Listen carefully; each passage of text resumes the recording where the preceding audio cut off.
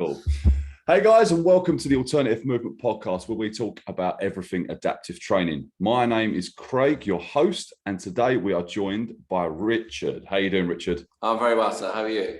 Good, not bad. It took us a little while to get into this because we had loads to talk about before we started recording. I can definitely wrap it, and I'm sure you can as well. 100%. Richard, so obviously I brought you on here today because I've followed you on Instagram for a little while. And I've seen some of the stuff you do. You work a lot with individuals with disabilities, adaptive training, and trying to keep your training nice and inclusive, which I really do like and definitely resonates with me. Richard, tell me a little bit about yourself. How did you get into this sort of field of training? I mean, for me, I was thinking about this morning. I mean, I never experienced any other form. It happened right from the kind of get-go. I qualified. I did a central, it's fitness industry, YMCA fitness industry training, which is like, I don't know if you know the gym. It's a fantastic facility in Tottenham Court Road, and they were at the time like the industry leaders in just personal training qualification. And I just loved the place. It was quite, I live in London, so it was a good space. And I managed to get, within about a month of being qualified, a position came up as a resident trainer there.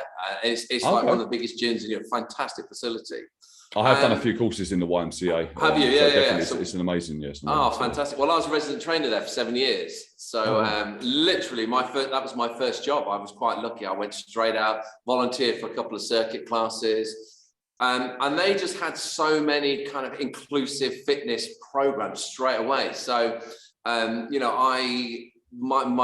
initial clients were, I say one stage of my life when I first started out, I specialized in what would be called positive health. So I was training individuals with HIV and AIDS. And they had like a leading program. I don't know if I kind of haven't been there for a long time, but they had kind of a world leading program about getting people fit who had HIV and AIDS. So from the That's start, really interesting. How did you feel about working with this sort of demographic of people? Because, I mean, this is going back a long time. This is going back 20 years. And I remember going back home at the time. I'm originally from the Midlands. So I've lived my majority of my life now in London. And I remember going back home. And when I said I was a personal trainer, and my friends having the stereotypical idea of who your client base would be.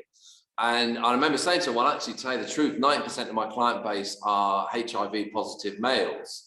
And the reaction was still, it was still like, oh, are you not worried about getting it? That kind of ignorance to that. And it was like, guys, come on, So it was kind of just right from the start. I haven't really known anything different. I never really got people fit for weddings or a week in Magaluf. So it was just my first experience was that kind of clientele. And because of the positive program, I volunteered on the positive health program. It naturally gravitated that I took one-to-one clients who were, took them along that line. And it kind of just progressed from there, really. I mean, I ended up working on the cardiac rehabilitation team there. So using exercise for those who had heart disease, stroke rehabilitation, cancer rehabilitation. So they were my first clients. So it was kind of all I ever knew.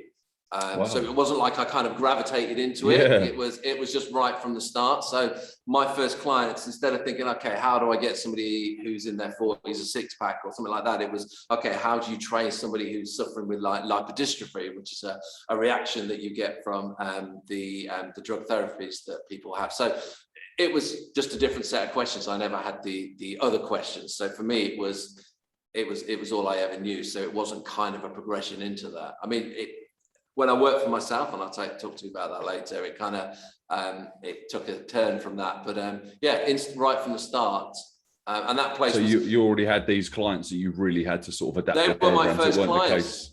Yeah. They were my first people. What we would call now adaptive or inclusive fitness that was all it's ever been for me. I've not really known the other. So it kind of worked. And I grew up around, both my grandparents, I'm from a really little village in the Warwickshire countryside, and both my grandparents were disabled. My grandfather lost a leg in the Second World War. Him and I were incredibly close. And I was chatting about this at the weekend, actually, because I saw some of my family. And I would go with him. I lived opposite him for like the first part of my life. And he used to go to BLESMO meetings, which was the British Limbless Ex-Servicemen's organisation, whatever the A was, sorry. And so I kind of grew up as a young age with disabilities. I would go with my grandpa had a leg missing. I always grew up around prosthetics. And I would go to these meetings with him quite regularly. And there were obviously ex-servicemen with missing limbs. So in a way, it was just always known to me. So it was never something I had to adapt to. It was quite, I grew up around disabilities from the start. So I suppose it was just kind of a natural progression. So it's something you've always been comfortable with, and it's not like, yeah. So for myself, it's definitely it's the opposite. I'm not necessarily getting people ready for Magaluf or something, but I worked in Fitness First. That was my first job in Fitness First, and it was sort of like just training your sort of general population. Yeah. And then for me, I sort of ended up falling into that category. Yeah. I mean, I've seen the work you do on your Instagram. I mean, it's fantastic work. Oh, thanks, man. I really appreciate it. I mean, this is something I've only just started promoting myself really this year, whereas I've sort of been doing it behind the scenes. And I was a little bit nervous at putting it out there at first, sort of like, oh, this is what I'm doing. I didn't really want people to get the wrong impression of what I was doing with my clients, if you know what I mean. I didn't want to be almost using them for attention and financial gain. But no, since putting it out there, I've received such amazing messages from people. And I mean, I suppose, yes, it's like anything really, but there's, at the end of the day, when you're putting imagery out there, the issue with the fitness industry at the moment, and Fitness First and the mainstream fitness facilities, is they target one particular demographic of the population, and that means so many are excluded. So when people see somebody training with you, I mean, a lot of clients come to me and just say, oh, I didn't think it was for me. I train somebody who's had an amputation or somebody who's visually impaired, and they look online, they look on the social media, and they were like, oh, it was like, oh, personal training is something fit people do. You see all the imagery on Instagram. It's fitness for fit people. And then obviously they look at your site, and you work with a lot of young adults, do you? Or predominantly young adults, sort of cerebral palsy, sort of neurological issues, stroke. These sort of. So obviously, when somebody sees your feed, they look at that and think, okay, there's a space for me there.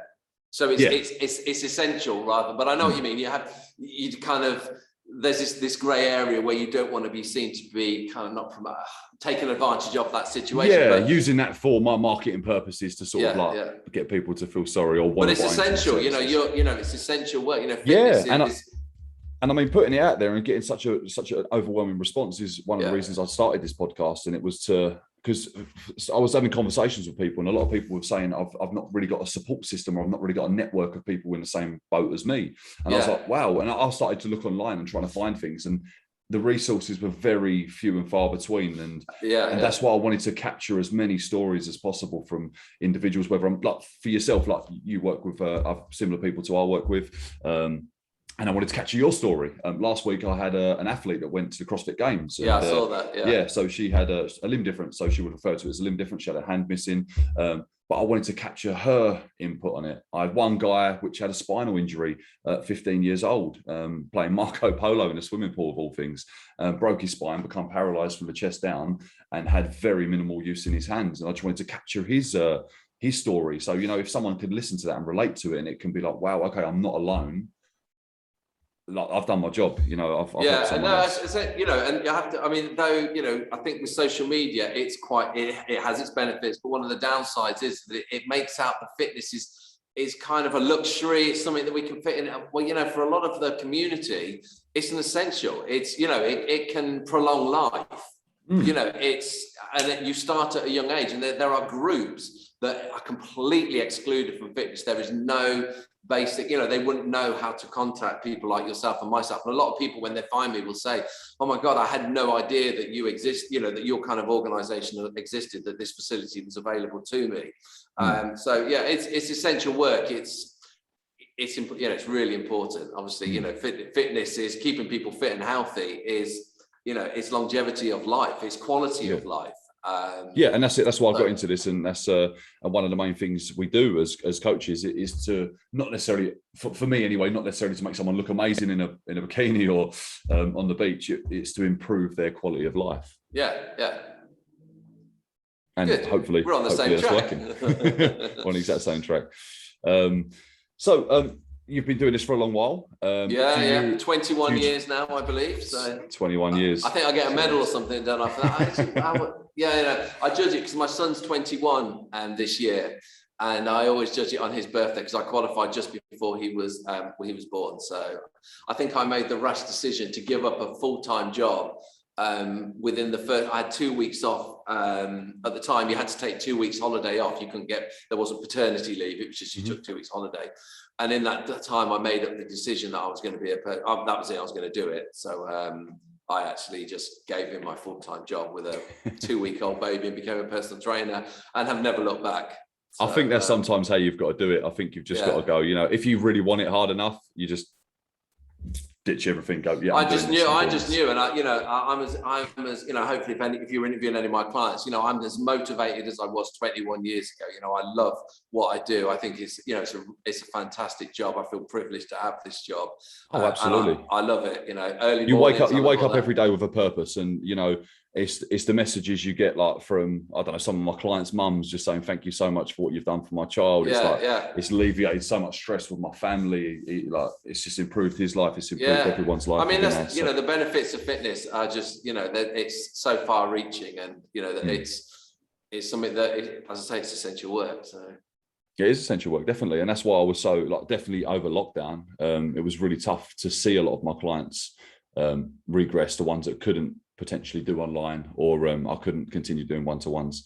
How did you personally find that? Because we had a brief discussion just before we started recording, and you actually said lockdown for you actually improved your reach and the more people you could help. It did. I mean, I had the panic. I can still remember now, when we were going into lockdown. I think we all had the panic.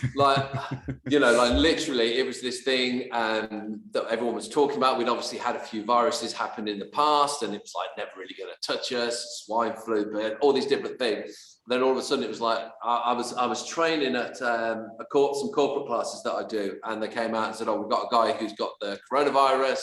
We're going to have to, the whole building is closed." I was like, what? 1,000 people. Yeah, we'll let you know. And it was just it. And then everybody bit by bit was and then we kind of went into lockdown, and it was just because it was so sudden, wasn't it? And it was, I was carrying on training. We were taking some precautions. We were cleaning a bit of equipment, kind of wearing masks. And, it just seemed like this thing would blow over. And then all of a sudden it was that's it, it's just stop. And so I kind of had a mild panic. I very quickly adapted my business model online, and Zoom is a part of our everyday. I hadn't even heard of Zoom, No, me neither. 2 years, 18 months ago. I put everything on Zoom, and I offered every client a first session free because I kind of found it out, and it just worked. It just worked instantly. And I'd say I probably kept 90% of my client base for the whole time.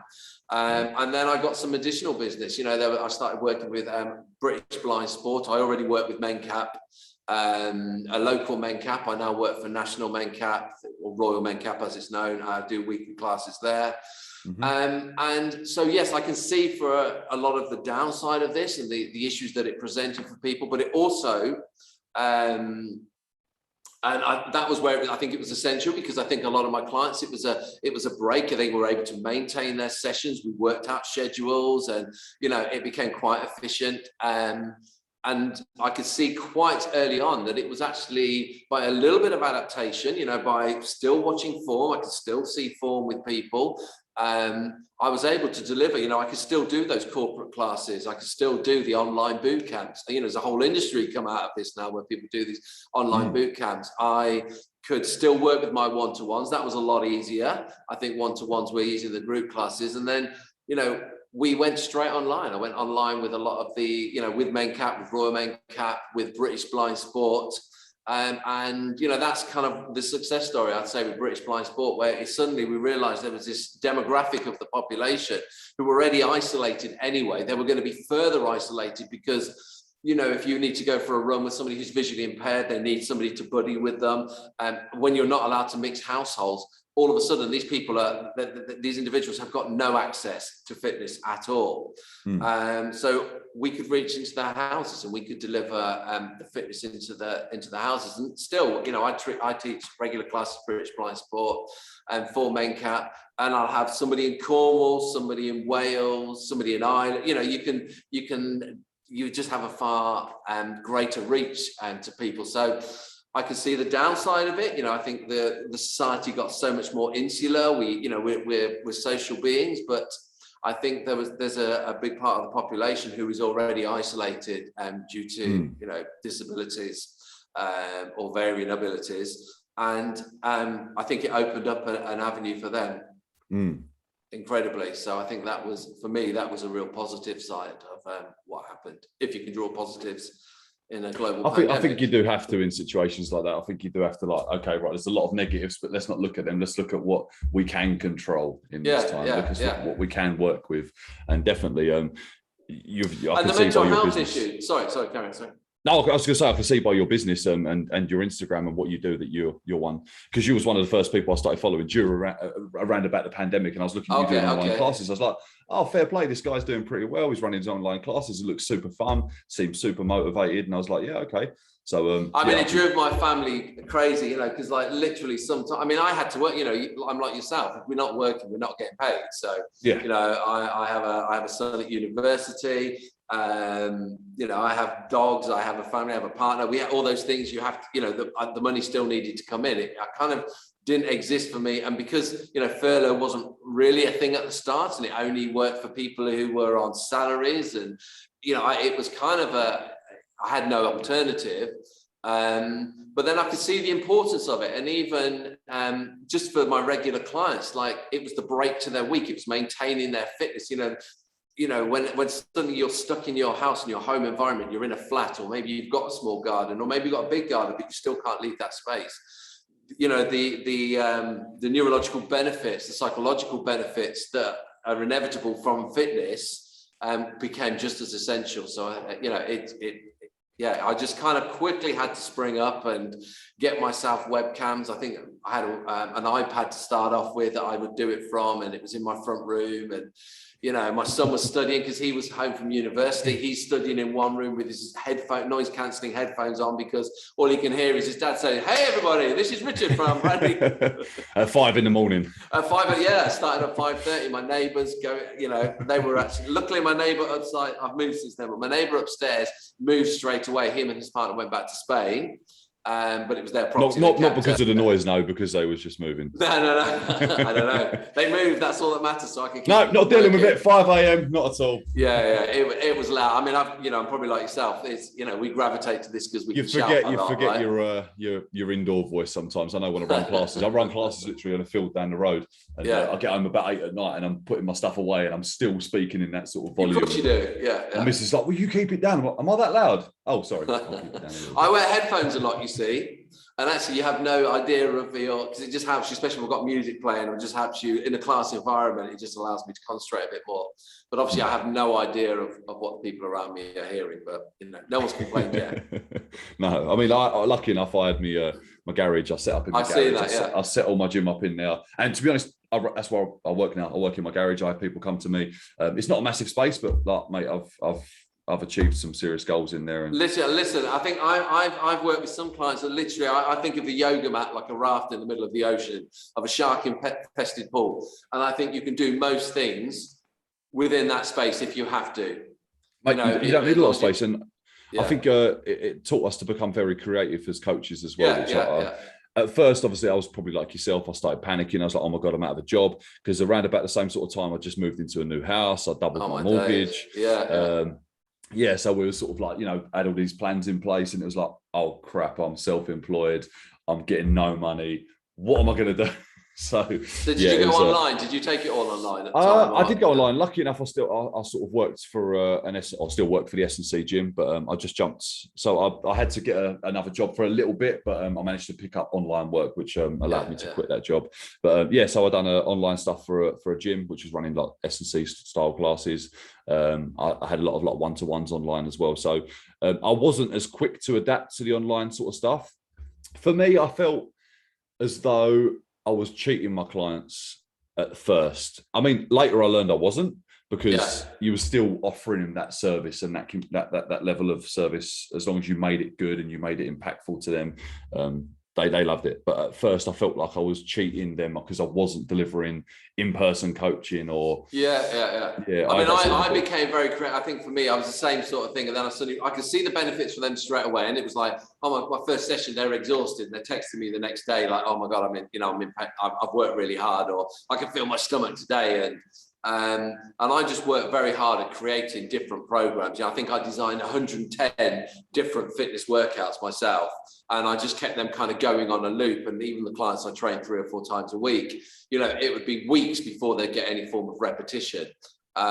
So yeah, I mean, you had no choice. I kind of it just worked, and I'm very fortunate. I feel very lucky that it worked straight away for me, and it's kind of shaped my future business. But yeah, and I think for a lot of people, I think for a lot of people, it's definitely done that.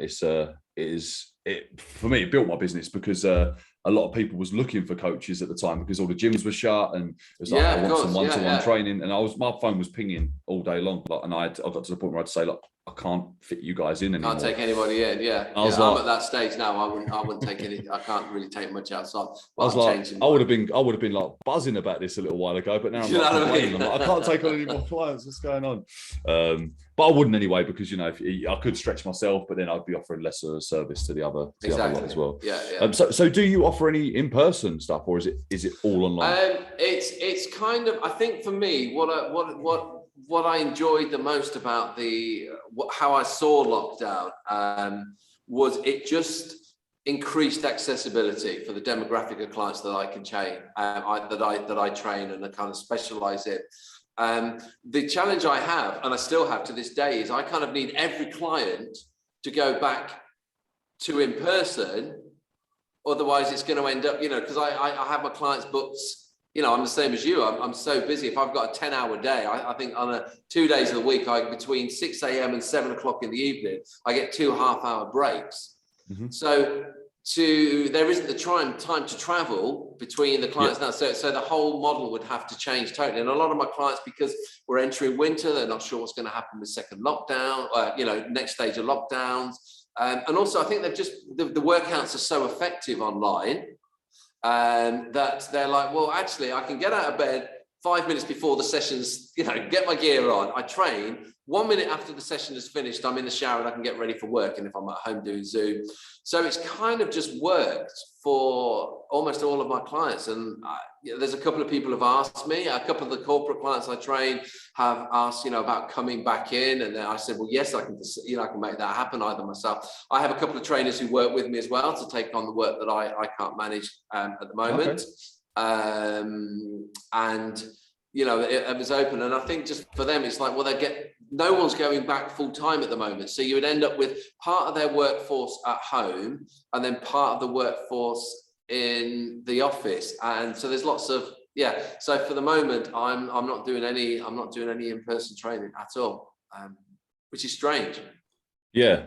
Because you start as a personal trainer and it's like you're with people and... Well, I still feel it's personal. At the end of the day, this is still personal. And like I say, if I'm training, somebody from Mencap with an adult learning difficulty who's based in Cornwall, who has no access to a gymnasium near, or no services like ours near us, and he can log online and he can do my training session, to me, that is personal. You still build up those relationships if you're open. And I think once the headphones are on, like now we're sitting at the computer, my headphones are on, I'm encapsulated in this conversation. I'm not thinking about anything else. I'm here with you now, and that's I think it still works. It's not necessarily ideal, but for the moment, it's for me. I really see the benefits.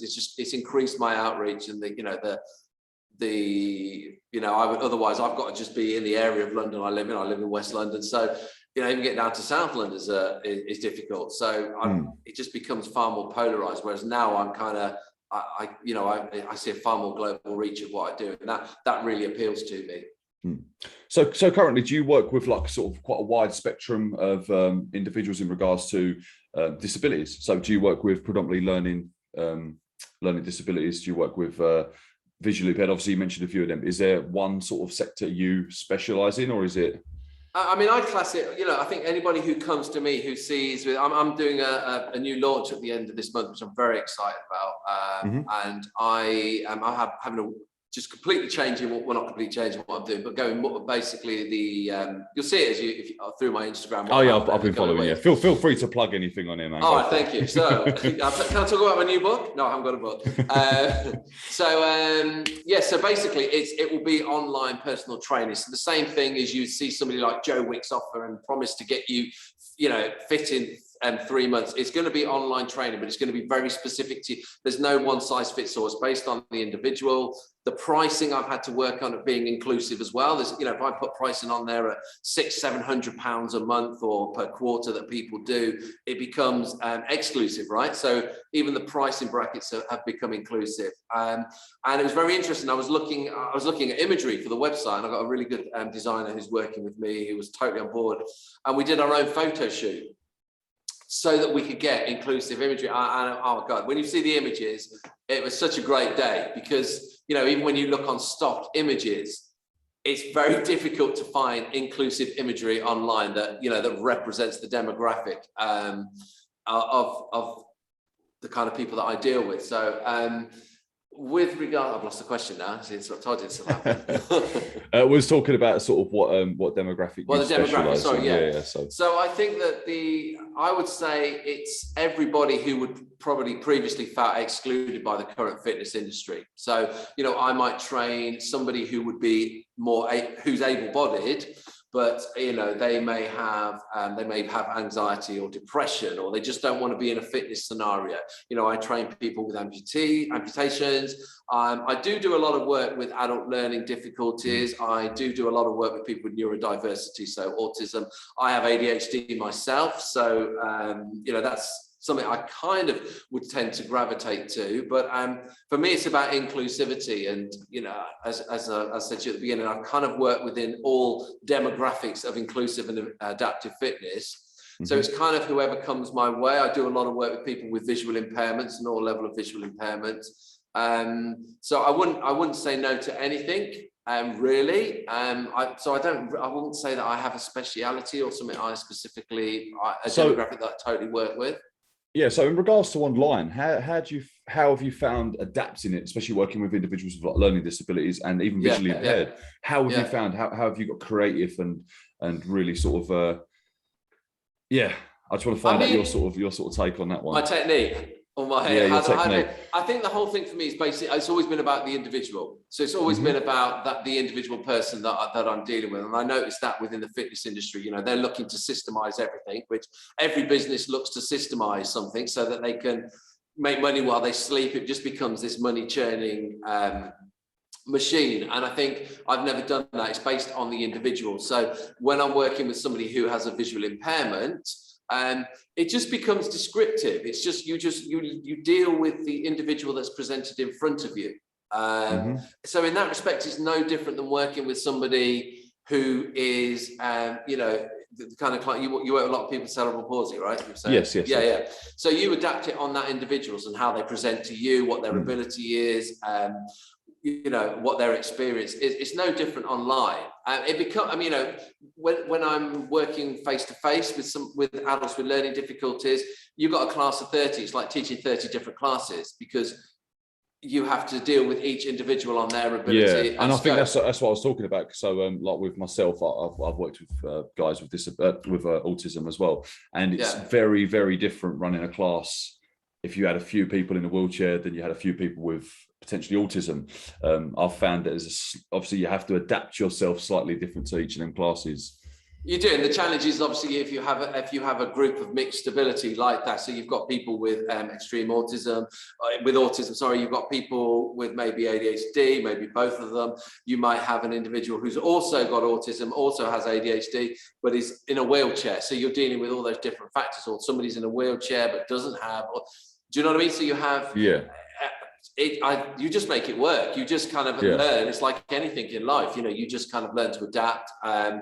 And you pick the exercise that kind of the individual can work on. And if I'm training a group of people and out of a class of 10, there's one person in a wheelchair and we're doing squats, we make it fun, and we do the squats. And then for them, I just adapt it and give them individual, they're not able to get out of the wheelchair perhaps, so they can't do a squat, but we'll do something that involves their legs, and there might be half an inch worth of movement. It just might be, they feel that they're trying to move their legs, there's very little movement happening. So it's just engaging them. I mean, I have, in a men cap class, there might be somebody who's quadriplegic, there's no movement there whatsoever, but you can see if we do a relaxation, there's sensory kind of interaction with what we're doing. So it's all, that word essential comes in, it's all necessary. It kind of works, but on varying levels.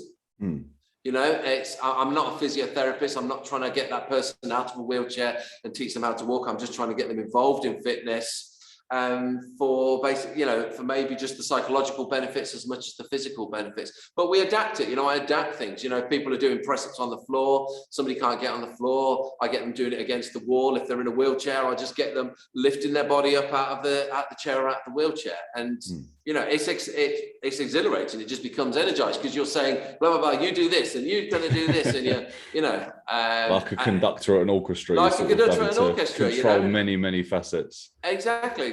And conductors do it, don't they? So it's no different than that.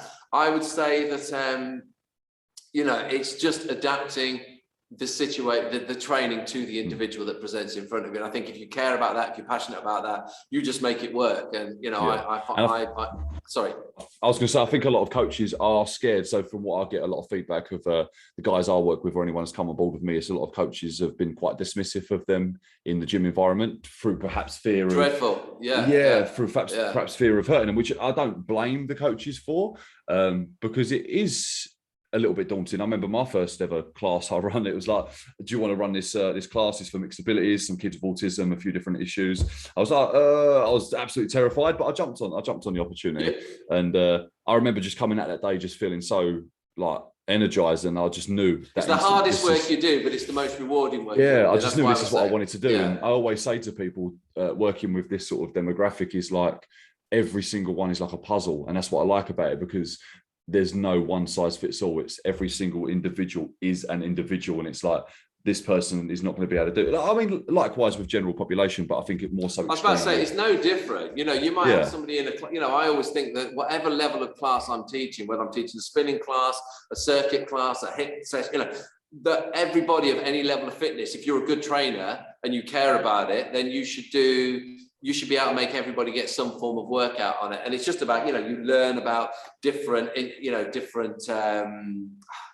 I suppose, contradiction to the exercise. You've got to know what, how you're, like Ellis-Danner syndrome. I don't know if you've come across that, which is increased flexibility, which is often connected with those with autism. If you do your research and you know what you're dealing with, but then you can't teach anti and postnatal exercise without doing your research and knowing what the parameters are, because you could. And I don't see it any different than that if you're interested. I mean, I had a trainer come to work for me a couple of years ago, and and he did a class for me, covered a class for me, and he ended up saying back to me, "Look, I enjoyed that, but I don't want to train anybody." And he described a certain disability, and I was like, "Look, that's not how we work. There's not like a small print at the bottom." He says, "Oh yeah, no, they scare me. I can't deal with it." And I was like, "Sorry, look, I can't work with you. I get that it might be challenging." But at the end of the day, this is what we're doing. We don't kind of like say, well, this disability works, but we're not doing this. Because you don't want, because straight away then you're going against your whole message of inclusivity. It was just over. We're inclusive, but not to these people. Which means so you're not inclusive, right? You're exclusive. I mean, I even have to train fully able-bodied people, because obviously otherwise I wouldn't be being inclusive, right? Exactly.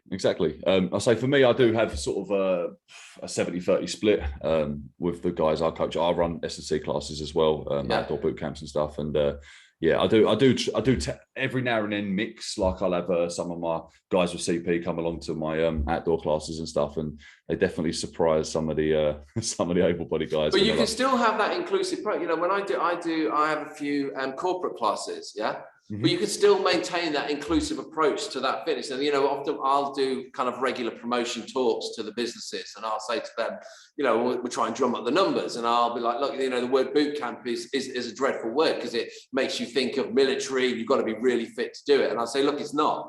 So I think you can still maintain that, you don't, just because you're working in a Fitness First or a Virgin Active, you can still be inclusive.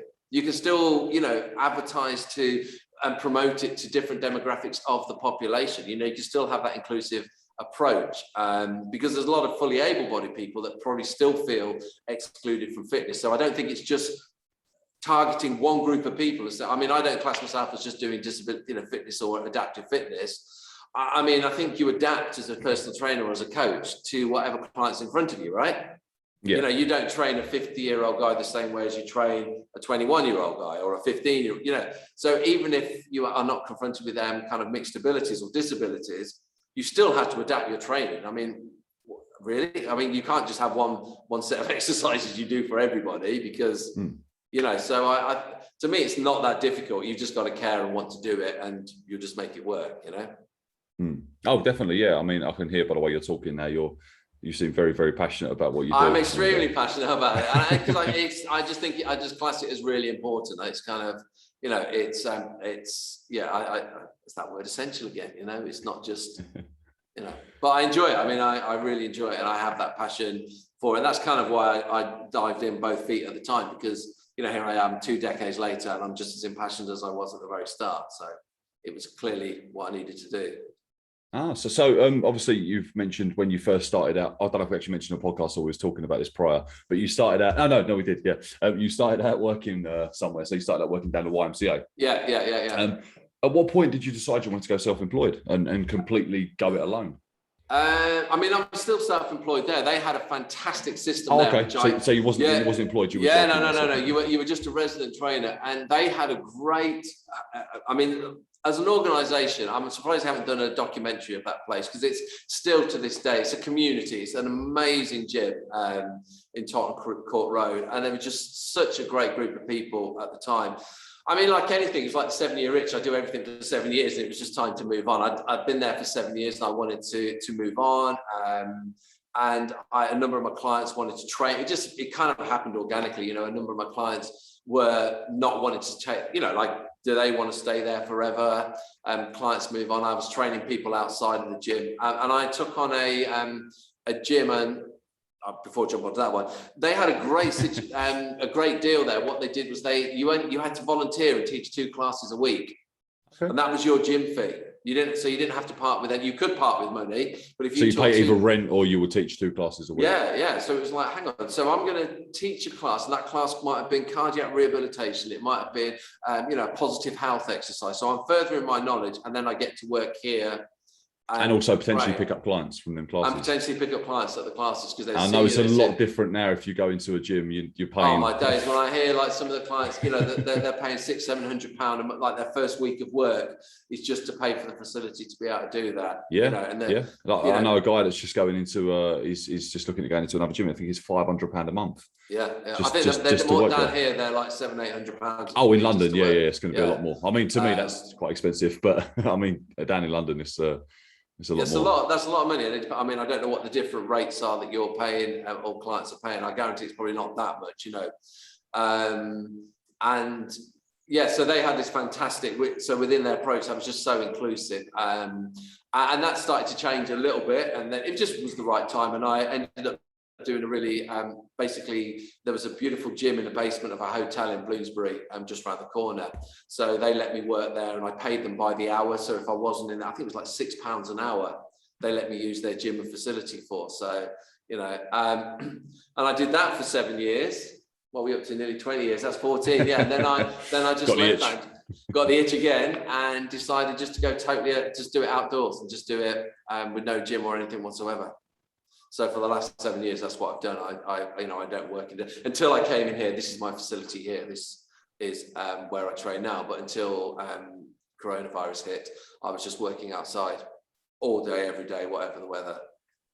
I love that. I love that. Yeah. And it's, it was, there's some, I was just thinking one of the things that kind of really sent me this way was I had a phone call. I just finished training a client in Hyde Park, and I was just cycling through Hyde Park, lovely summer's day, and this phone rang, and it was a lovely lady by the name of Millie. She knows that I use this, I tell her story. So we came she rang me up, and she'd been doing some extreme dieting, and she had a vitamin deficiency, and at 27, I think, was paralyzed, just woke up and just was paralyzed from the waist down. Spent the next 3 years learning to walk again, and put on, a substantial amount of weight. And by the time she rang me, I was the 5th personal trainer she had rang or contacted. They were all fine, deals were struck, and then they would see her. She was very short, but she was, I think she was 24.5 stone on about a 5'4" height. And none of them progressed with her, and she was kind of convinced this was due to her size. And we had a joke. They did work with her and didn't. No, they wouldn't work with her. They said, let's meet up and have a chat. She hadn't left the house for 3 months by the time I met her, because she'd put on so much weight. She was finding it, at 30, she could only walk 100 meters and then would have to have a sit down. And she'd lost a friend to cancer, and she wanted to do the race for life. But she could, I think she was 20 minutes late for our session, and she only lived 400 yards away because it took her so long to get here. But she was convinced that this was due to the personal trainers seeing her, and because of her size, not wanting to train with her. And I was like, no, that's not. And that for me cemented what my business model is now. And we trained. It took us 3-4 months. We built her up. We did some boxing. We walked, and she did it. She completed the race for life. And we catch up like every year. We'll train for 2 or 3 months. I haven't with lockdown now, but that to me was kind of like the cementing of this, how important this was, that people would judge it. They wouldn't even want to train an individual. It was not about the money. The rate was all agreed. It was it was the standard rate for training some of the outdoors here. It was just that it could be that fickle and just be so kind of judgmental on what an individual looked like. I mean, I've had posts myself where people have looked at me. I mean, I'm 50 this year. That's the point where you say, "Wow, you don't look it." But and I have people. People have said I've had like little trolling type things on myself about being an older trainer and stuff like that. The fitness industry needs a massive overhaul. It's so judgmental. It's so kind of insular, and it's so exclusive. It's very tunnel vision, I find. So tunnel vision.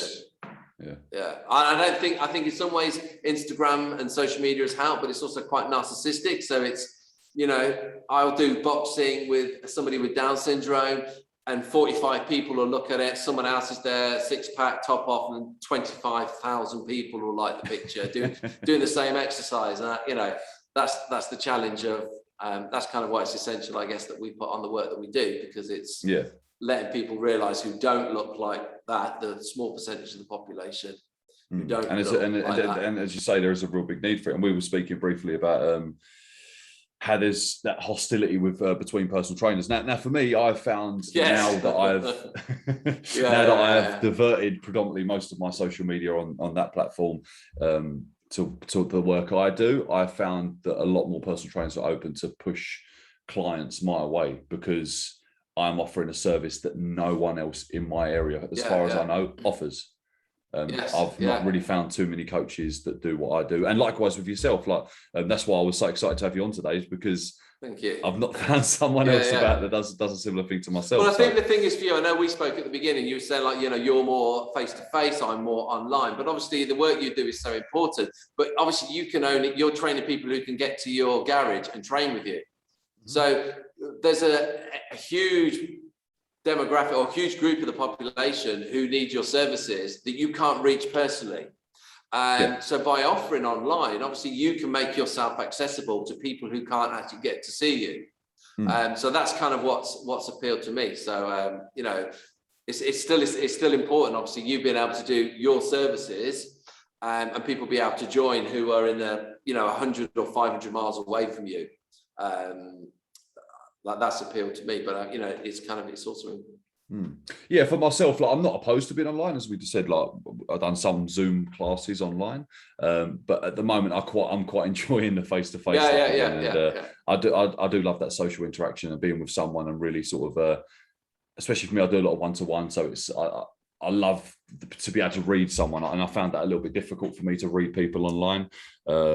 I don't know about yourself. I don't know if you found it quite difficult to. No, not really. I mean, I've taken on new clients that I've never met in person. And, you know, a lady called Julie, I met her through a British Blind Sport classes, has visual impairment since birth. You know, and we would have to work and like, you know, and I would guide her via Zoom, take a step forward, reach down, that's where your dumbbells are. Okay, let's go up here, we'll get onto the bike. And we had fantastic results. You know, we lost nearly 3 stone of weight in about a 4.5 month period with her, just by some regular exercise, looking a little bit at what she was eating, having the same inclusive approach to, you know, to eating. So I think if you have no choice, you have to make something work. So you learn very quickly. So, you know, I got over that inability to be able to read the person and the individual in front of me. So it's just worked for me. So that's yeah, and I think that's the beauty of it. Like personal trainers, we're all personal. People want to come to us because of our abilities and what we're able to offer the person. And there's a personal trainer for everybody. You know, you might see somebody who's the exact opposite of what you do, and you might think, oh, you know, that's not what I do. But there's somebody that fits that person, you know, and you know that person's client isn't going to want to work with somebody like yourself. And I'd personally always be happy to refer as well, because as you say, not everyone will be able to work with everyone. So if someone came to me and was like, I want this, but I'm like, do you know what? I think someone will be better for yourself. I'm happy to do that. I don't often do it, but if I've ever came up to someone that I don't, not that I wouldn't want to work with them, but I think like someone else that I know would benefit them better. Yeah. I'm quite happy to sort of pass that. Yeah, I mean, someone came to me and wanted to learn how, they wanted to train, you know, and they wanted to train to run a marathon.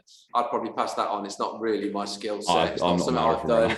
Yeah, do you know what I mean? So I'd be like, look, I'm not the person for you. I'll do what I can. I work on strength. I work on mobility. I work on stability.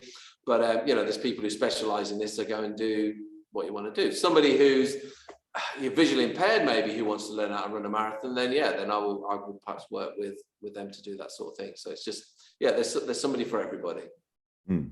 Definitely. Like life. Absolutely. What was, sorry, I've completely lost track of. Yeah, we've stuck quite well to the questions. I have to say, I'm looking at them here in front of me. Oh, you are.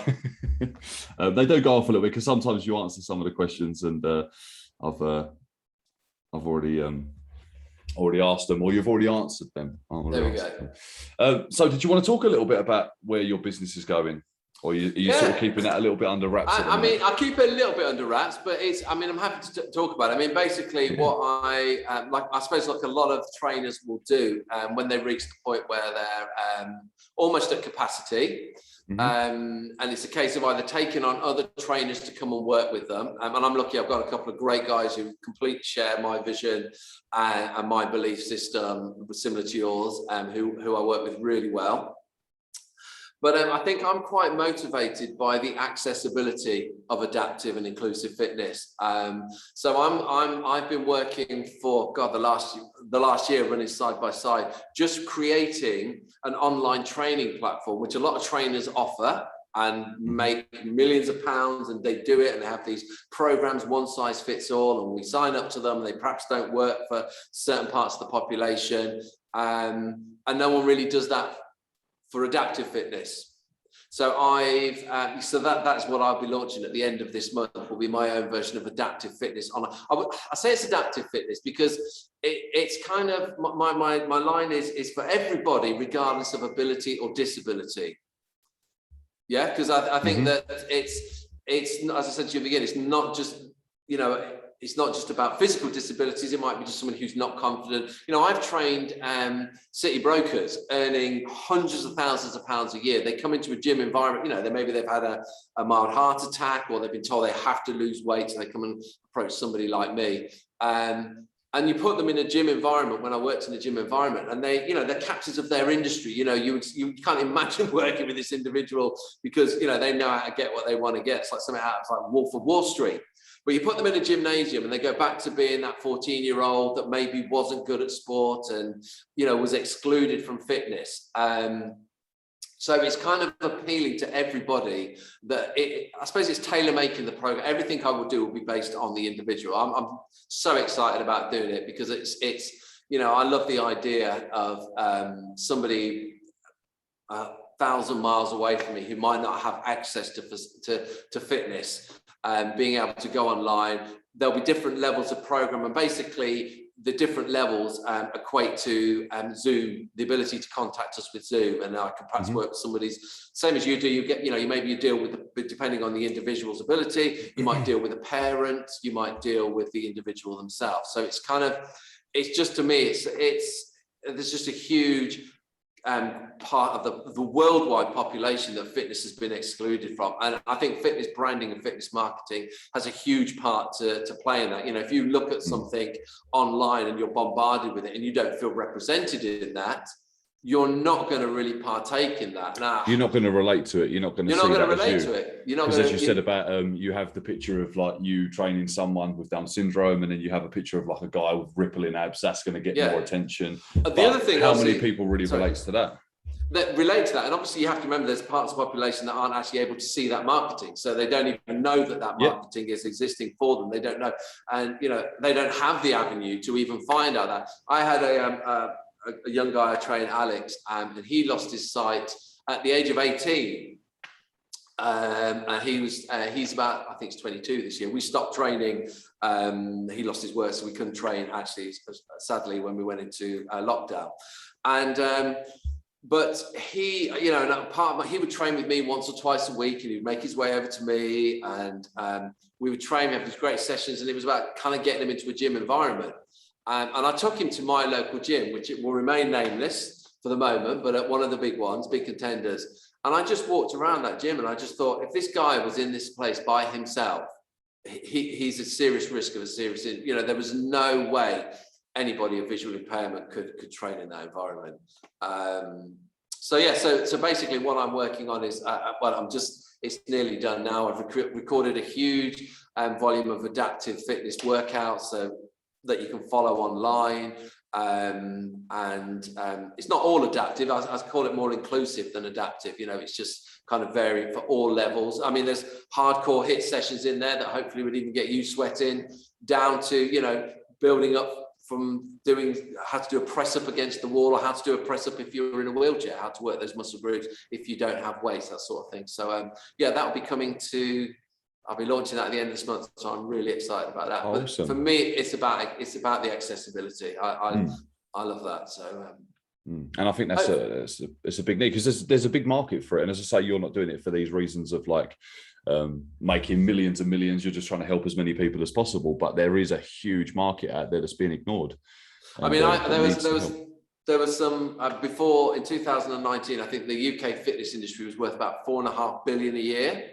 But that was kind of funded by, I think, less than 30% of the adult population. There's something like only 11, 12% of the adult population has a gym. So if you double that and think, well, a lot of people might do it on their own, but there's still a massive part of the population, and you can go into all kind of figures of how many people are paying for gym memberships and that don't go.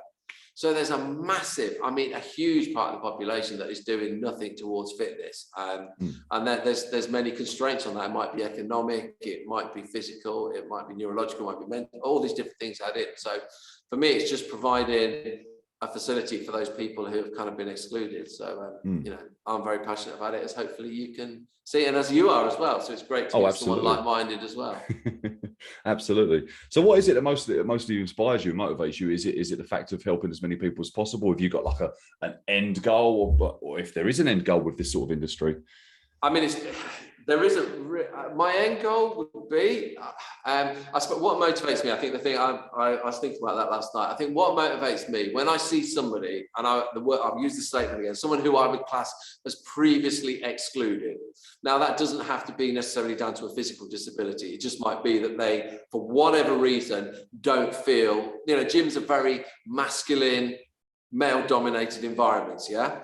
And if somebody looks at that environment and they don't feel that place is for them. When I see that individual discover fitness, the most common thing I get, I say, come on, we're going to do press-ups now. And people say, oh, I can't do a press-up. And I'm like, no, you can do a press, and I see them doing a press-up, and we take it right back to the very basic. And maybe they're doing a box press-up or three.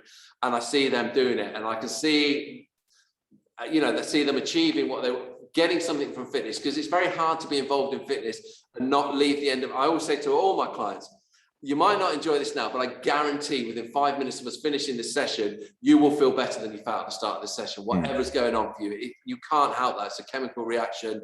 The endorphins will kick in. You will feel better from the exercise. And when I see that of somebody who was previously, whether they just felt excluded or they were excluded just because of the branding, the marketing, and they did for that, and I see them start to achieve and find fitness and, you know, discover their physical body, start to feel better within themselves, maybe just psychologically, that's what motivates me, just seeing that kind of little bit of growth. And I think I just have, sorry, I was going to say, just getting that feedback even after a few sessions, like, or even just seeing it, not even getting the feedback of just seeing that person who I saw was shined, you know, maybe paid me 6 weeks ago and made every excuse under the sun to not start the session.